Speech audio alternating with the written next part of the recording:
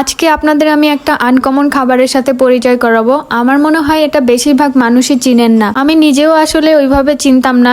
এই যে সবুজ সবুজ যে ডাটাগুলাকে হাঁড়ির মধ্যে দেখা গেল না সিদ্ধ করতে, এগুলাকে ঘাটকোল বলা হয়। আমাদের এলাকায় তো ঘাটকোলই বলে, অন্য এলাকায় অন্য নামেও ডাকতে পারে। তো এগুলা মূলত দেখতে অনেকটা কচুর মতো হয়। ছোট সাইজের যে কচুগুলা পাওয়া যায় অনেকটা ওই টাইপের দেখতে হয়, কিন্তু কচু না এগুলা। ডাটাগুলা এরকম চিকন চিকন টাইপের হয়, পাতাগুলা ফেলে দিয়ে ডাটাগুলা খাওয়া হয়। তো আম্মু ফার্স্টে এগুলাকে সিদ্ধ করে নিয়েছে ভালোভাবে, তারপর পানিটা ঝরিয়ে ফেলে দিয়েছে, দেন এটাকে ব্লেন্ড করে একটা পেস্ট বানিয়ে নিয়েছে। তো রান্নার আগে এরকম একটা অবস্থা দেখে আমার কেমন একটা লাগছিল। আমি ভাবছি কি একটা জিনিস বানাচ্ছে, খাওয়া যাবে কিনা আদৌ আল্লাহ জানে। তারপর খাওয়ার পরে আমি তো পুরাই অবাক। আমি শুধুমাত্র ওই দিন দুপুরবেলা এইটা দিয়েই 1 প্লেট ভাত খেয়ে উঠেছি, আর কিচ্ছু নেইনি। এই খাবারটা এত বেশি মজা হওয়ার একটা কারণ হচ্ছে এর ভিতর মাংসের সব ধরনের মশলা দেওয়া হয়, পরিমাণে কম দেওয়া হয়, কিন্তু মাংসের যে মশলাগুলা ব্যবহার করা হয় মাংস রান্না করার জন্য সব ধরনের মশলা দেওয়া হয়।